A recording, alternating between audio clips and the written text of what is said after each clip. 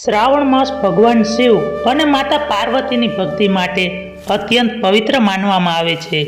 આજે આપણે જાણીશું એક એવા પવિત્ર વ્રત વિશે જે ખાસ કરીને કુંવારી કન્યાઓ શ્રદ્ધાથી કરે છે, જે ફૂલકાજળી વ્રત. માન્યતા છે કે આ વ્રત શ્રદ્ધા અને નિયમપૂર્વક કરવાથી ભગવાન શિવ અને માતા પાર્વતીની કૃપા પ્રાપ્ત થાય છે અને કન્યા પોતાના ભાવિ જીવનસાથી માટે મનોકામના રાખે છે.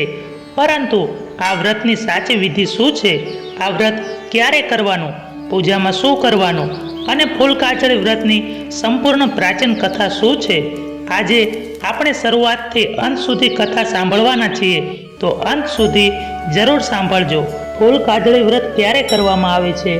તો ગુજરાતની પરંપરા મુજબ ફૂલકાજળી વ્રત શ્રાવણ સુદ ત્રીજના દિવસે કરવામાં આવે છે. આ વ્રતનો સંબંધ ભગવાન શિવ અને માતા પાર્વતીની ઉપાસના સાથે છે. ખાસ કરીને કુંવારી કન્યાઓ પોતાના ભાવિ દાંપત્ય જીવન માટે સારા અને સુશીલ જીવનસાથીની મનોકામના સાથે આ વ્રત કરે છે. પરંપરા પ્રમાણે વ્રતના દિવસે વહેલી સવારે ઉઠીને સ્નાન કરી શુદ્ધ વસ્ત્ર ધારણ કરી ભગવાન શિવ અને માતા પાર્વતીનું પૂજન કરવામાં આવે છે. વ્રતની પૂજા વિધિ: સૌ પ્રથમ સવારે વહેલા ઉઠીને સ્નાન કરવું, ત્યારબાદ સ્વચ્છ વસ્ત્ર પહેરી પૂજાનું સ્થાન સ્વચ્છ કરવું, ભગવાન શિવ અને માતા પાર્વતીની મૂર્તિ અથવા ચિત્ર સ્થાપિત કરવું, પછી શ્રદ્ધાપૂર્વક પૂજા કરવી. પરંપરાગત રીતે પૂજામાં કંકુ, ચોખા, અબીલ, ગુલાલ, હિંગળો, ફૂલ, કમર કાકડી, સોપારી, નાળિયેર વગેરે વસ્તુઓનો ઉપયોગ કરવામાં આવે છે. પહેલાં ભગવાન ગણેશનું સ્મરણ કરવું, ત્યારબાદ ભગવાન શિવ અને માતા પાર્વતીને નમન કરીને પૂજા કરવી. ભગવાન શિવને જળ અર્પણ કરવું અને શક્ય હોય તો બીલીપત્ર તથા ફૂલ અર્પણ કરવા. માતા પાર્વતીને કંકુ, ફૂલ અને શ્રદ્ધાપૂર્વક શણગારની સામગ્રી અર્પણ કરવી. પછી બંને હાથ જોડીને પ્રાર્થના કરવી: હે મહાદેવ, હે માતા પાર્વતી, અમારા ઉપર તમારી કૃપા રાખજો, મારી મનોકામના પૂર્ણ કરજો અને જીવનમાં સુખ, શાંતિ તથા સદબુદ્ધિ આપજો. વ્રત અને આહાર બાબતે પોતાના કુટુંબમાં ચાલતી પરંપરા પ્રમાણે નિયમ રાખવો, કારણ કે અલગ અલગ વિસ્તારોમાં રીતમાં થોડો ફરક જોવા મળે છે. હવે સાંભળો ફૂલકાજળી વ્રતની સંપૂર્ણ કથા. એક ગામમાં એક બ્રાહ્મણ અને તેની પત્ની રહેતા હતા. બંને ખૂબ જ ધાર્મિક અને સંસ્કારી હતા. તેઓ ભગવાન શિવ અને માતા પાર્વતીના પરમ ભક્ત હતા. સમય જતાં એમના ઘરે એક સુંદર કન્યાએ જન્મ લીધો. કન્યા ધીમે ધીમે મોટી થવા લાગી. માતા પિતા પોતાની દીકરીને જોઈને ખૂબ જ પ્રસન્ન થતા, પરંતુ એક વાતને લઈને તેઓ હંમેશા ચિંતિત રહેતા હતા. દીકરીના લગ્ન અને તેના ભાવિ જીવનની તેમને ચિંતા હતી. એક દિવસ બ્રાહ્મણી અને તેના પત્ની સાથે યાત્રા પર નીકળ્યા. માર્ગમાં તેમને કેટલીક કન્યાઓ સોળે શણગાર સજીને ભગવાન શિવ અને માતા પાર્વતીની પૂજા કરતી જોવા મળી. તેઓ ખૂબ જ શ્રદ્ધાથી પૂજા કરી રહી હતી. આ જોઈને બ્રાહ્મણની દીકરીને આશ્ચર્ય થયું.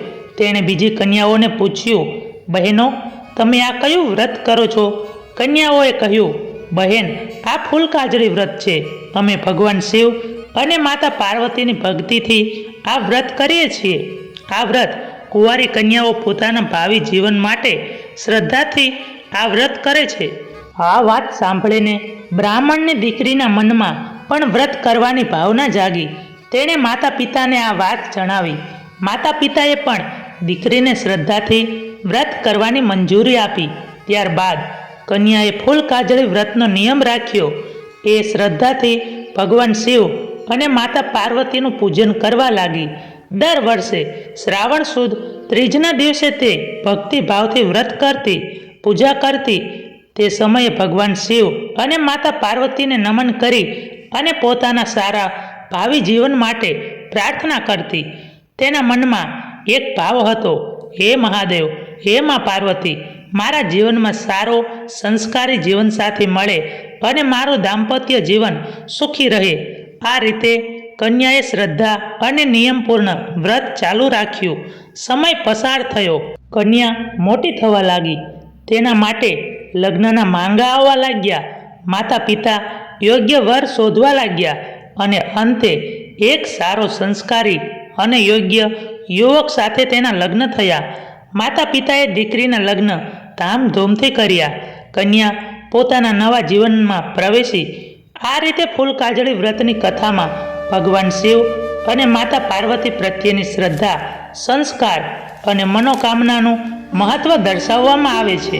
આ વ્રત 5 વર્ષ કરી અને વ્રતના ઉજવણાની પરંપરા. ગુજરાતની કેટલીક પરંપરાઓમાં ફૂલકાજળી વ્રત 5 વર્ષ સુધી કરવાની અને ત્યારબાદ ઉજવણું કરવાની રીત પણ જોવા મળે છે. ઉજવણામાં શિવ પાર્વતીની સ્થાપના કરીને પૂજન કરવું અને ગોરાણીઓને જમાડવાની પરંપરા જણાવવામાં આવે છે.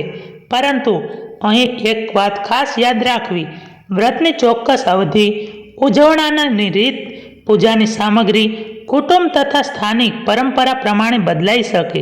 તેથી તમારા ઘરમાં કે ગામમાં જે પરંપરા વર્ષોથી ચાલતી હોય તેને માન આપો. કથાનું ફળ અને અંતિમ પ્રાર્થના. ફૂલકાજળી વ્રત માત્ર સારા જીવનસાથીની મનોકામના માટે પૂરતું નથી. આ વ્રત આપણને શ્રદ્ધા, સંયમ, સંસ્કાર અને ભગવાન પ્રત્યે વિશ્વાસ રાખવાનો સંદેશ આપે છે. માતા પાર્વતી જેમ ભગવાન શિવને પતિ રૂપે પ્રાપ્ત કરવા તપ કર્યું અને ભક્તિનું પ્રતીક માનવામાં આવે છે, તેમ કન્યાઓ પણ શ્રદ્ધાપૂર્વક માતા પાર્વતી અને ભગવાન શિવનું સ્મરણ કરે છે.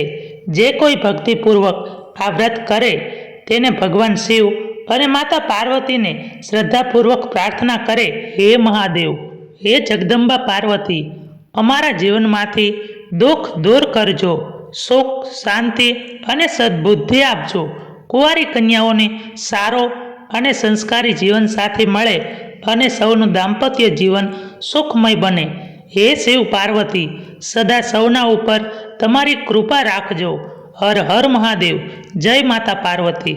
મિત્રો, વિડીયો પસંદ આવ્યો હોય તો વિડીયોને લાઈક કરી અને ચેનલને સબસ્ક્રાઈબ કરવાનું ભૂલશો નહીં.